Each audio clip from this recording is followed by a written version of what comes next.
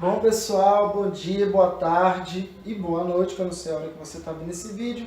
Meu nome é Everardo Paulo e eu estou começando um projeto aqui com videoaulas, tá certo? A nossa provinha tem uma semana para a prova de Ciência da Natureza e a Química pega muito. Às vezes a prova tá fácil, mas é que a gente escuta mais reclamações com relação a essa prova. Então, eu estou fazendo aqui alguns vídeos, tá? São bem amadores, confesso, mas é para ajudar você. Se você conseguir acertar uma ou duas questões graças a esse vídeo, eu vou ficar muito feliz, tá ok? Então, vamos observar aqui algumas coisas. Primeira coisa que a gente tem que observar é a questão do número de questões por assunto, tá certo? A recorrência dos assuntos com relação ao que aparece no Enem. Olha só, Físico-Química lidera com 89 questões. Dentro de Físico-Química você pode encontrar Termoquímica, Equilíbrio, Eletroquímica, pH, tá? Hidrólise salina, também são assuntos que são bem recorrentes no Enem. Química geral, você aparece aí com misturas homogêneas, heterogêneas, separação de mistura, que vai ser o tema da nossa aula de hoje. Química orgânica, funções orgânicas, identificação de função orgânica, isomeria e reação orgânica são assuntos que sempre caem, que com certeza vai cair, vai estar na sua prova.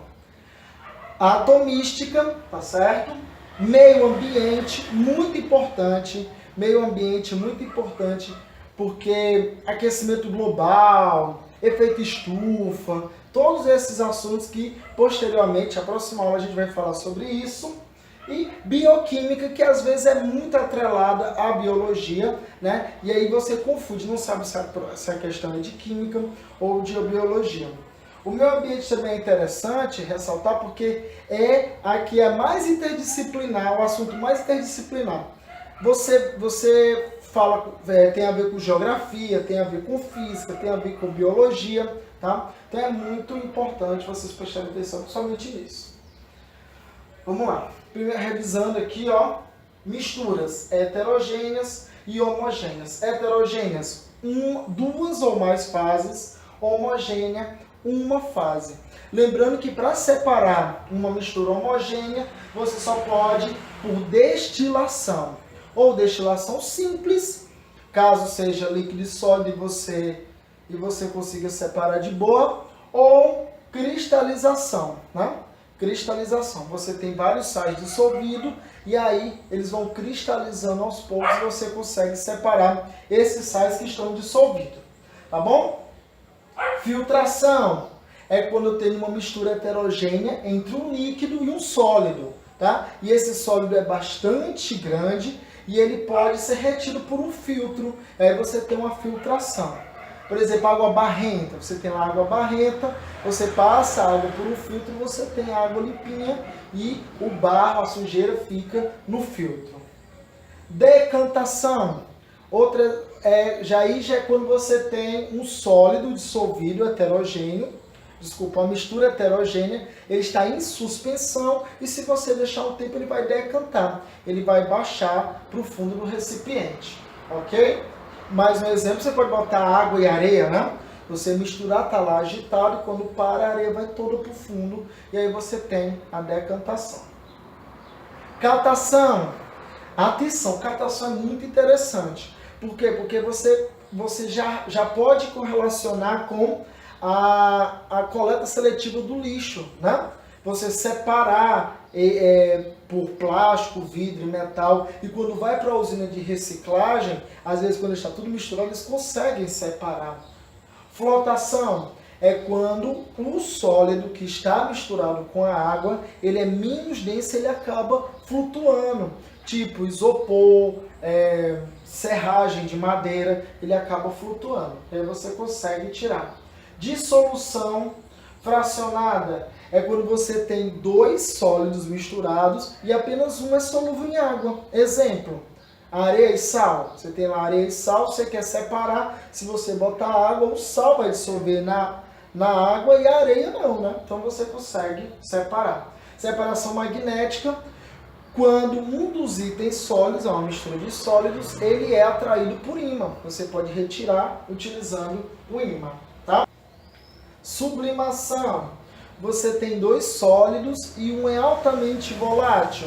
Por exemplo, naftalina e sal. A naftalina ela vai evaporar, ela vai sublimar no caso, vai sair do sólido direto para o gasoso e o sal vai ficar, ok?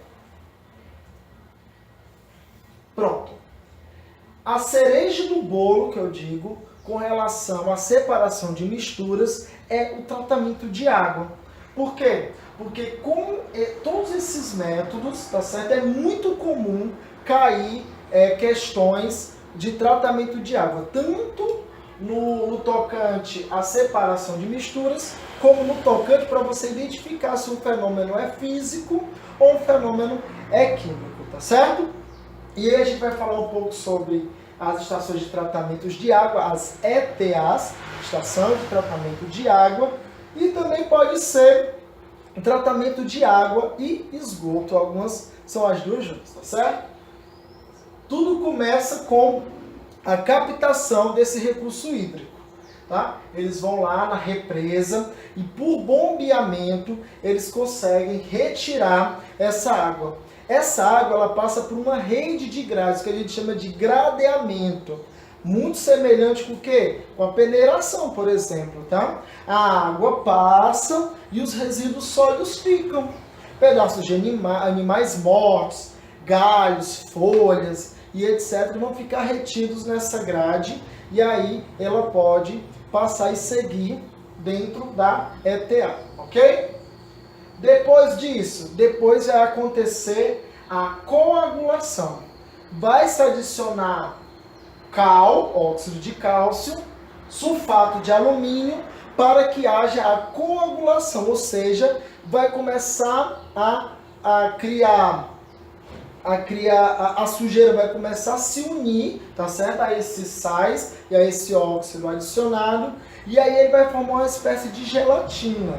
Essa gelatina vai ganhando peso, que é a floculação, ela vai aumentando, vai chegar ao ponto em que ela vai ficar pesada e ela vai decantar, vai para o fundo do recipiente, tá? Na decantação, então, eles retiram só a água superficial, que está livre dessas impurezas, e aí ela vai passar por uma rede de filtros, carvão, areia e cascalho. O carvão é interessante porque ele tem microfuros que conseguem adsorver compostos orgânicos que estão solúveis na água. E aí acaba gerando essa purificação maior. E aí ele passa por esse filtro, carvão, areia e cascalho, muito semelhante com aqueles filtros de aquário. Segue o mesmo mecanismo para retirar os dejetos dos peixinhos lá dentro do aquário e manter a água limpa e clarinha, né? Depois disso, ele vai acontecer a cloração. Mesmo passando por esse processo, não estão livres de micro-organismos, bactérias, protozoários. E aí, ele é adicionado cloro para que mate esses animais e mantenha ela estéril até chegar na nossa casa. Também é adicionado cal para correção do pH, tá certo? E é adicionado flúor para ajudar na prevenção de cáries, tá certo? É óbvio que as cáries ainda estão aí, mas ajuda, previne a formação de cáries. Depois ele vai para o reservatório e aí vai ser distribuído para todas as casas e etc. Ok? Vamos ver aqui algumas questõezinhas. Olha aí, ó. Em Bangladesh, mais da metade dos poços artesianos cuja água serve à população local está contaminada com arsênio, proveniente de minerais naturais e de pesticida. O arsênio apresenta efeito tóxico cumulativo. O que é cumulativo? Cumulativo é que ele vai se acumulando dentro dos níveis tróficos. Por exemplo, se na água tem uma quantidade pequenininha, nos plânctons, nos fitoplânctons já tem uma quantidade maior. Nos peixinhos que comem esses fitoplânctons já tem uma quantidade maior ainda. No peixe que come o peixinho, maior ainda.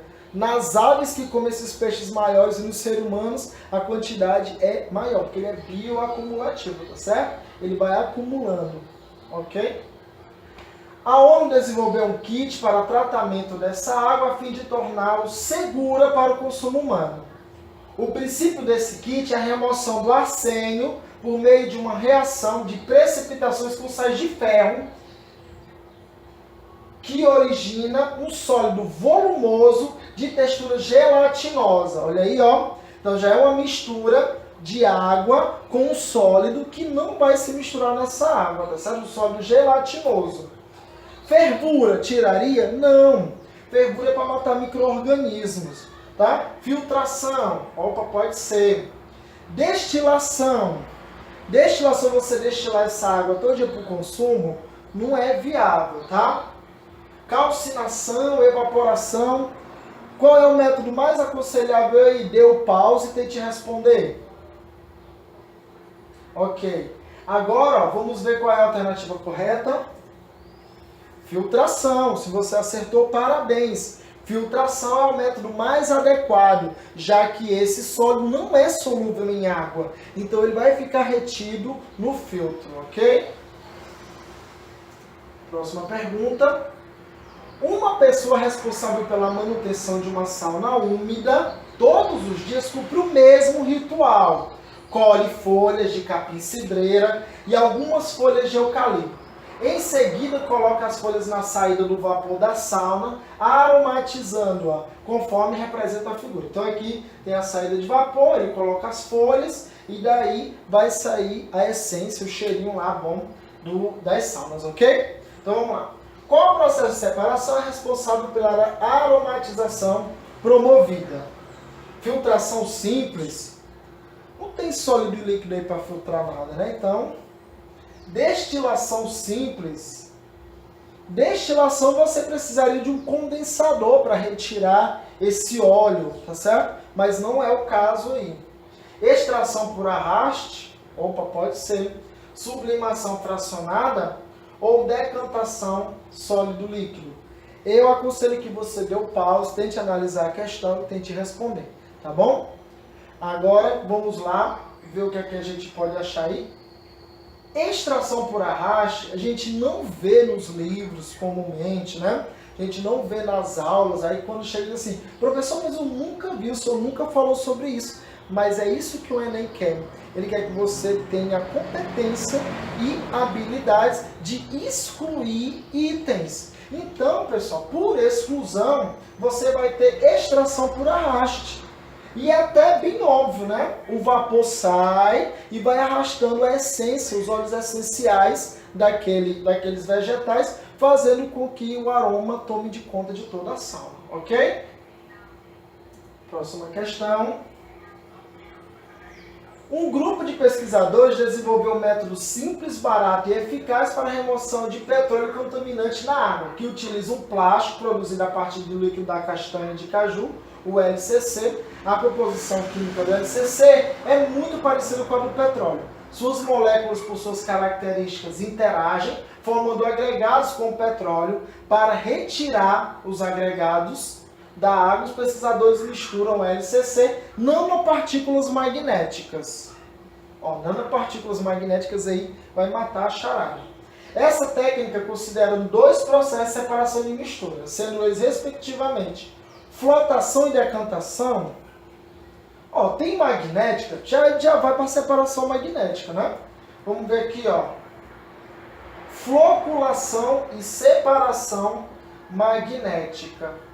Floculação, ele vai criar esses flóculos, né? Esses flóculozinhos que são do LCC com o petróleo, e aí você vai poder retirar isso utilizando a separação magnética, já que tem nanopartículas magnéticas e elas são facilmente atraídas pelo ímã. Então, a resposta correta, floculação e separação magnética, tá bom? Enem 2014, o principal processo industrial utilizado na produção de fenol é a oxidação do cumeno.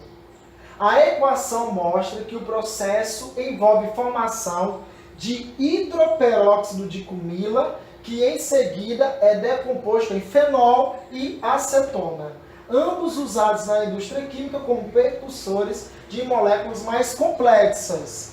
Após o processo de síntese, esses dois insumos devem ser separados para comercialização individual, ou seja, depois de todo esse processo aí, você vai obter um fenol e uma cetona, né? Considera as características físico-químicas desses dois insumos formados, o método utilizado para a separação das misturas em escala industrial, tá? Então você tem aqui, ó, ele vai levar em consideração as características físico-químicas. O que são características físico-químicas? Densidade, ponto de fusão, ponto de ebulição. Nesse caso aí, a gente vai levar em consideração o ponto de fusão e o ponto de ebulição desses dois. Na realidade, só o ponto de ebulição, né, desses dois. Como eu tinha falado previamente, lá no começo, você pode observar aqui, ó, a presença de OH. Logo, o fenol vai fazer ponte de hidrogênio. Logo, eu posso dizer que o ponto de ebulição do fenol é maior que o da acetona. Como eles têm ponto de fusão diferente? Ambos são líquidos, estão misturados lá. Como é que eu posso separar eles? Destilação fracionada. Destilação fracionada é o que é, eu digo mesmo, olha aí, ó, destilação fracionada vai conseguir separar eles dois numa boa, tá? Bom, continuando aqui, ó.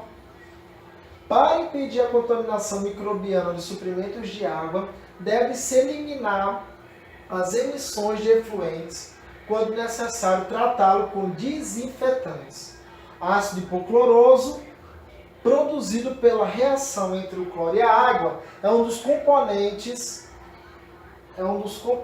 cadê? Deixa eu ver.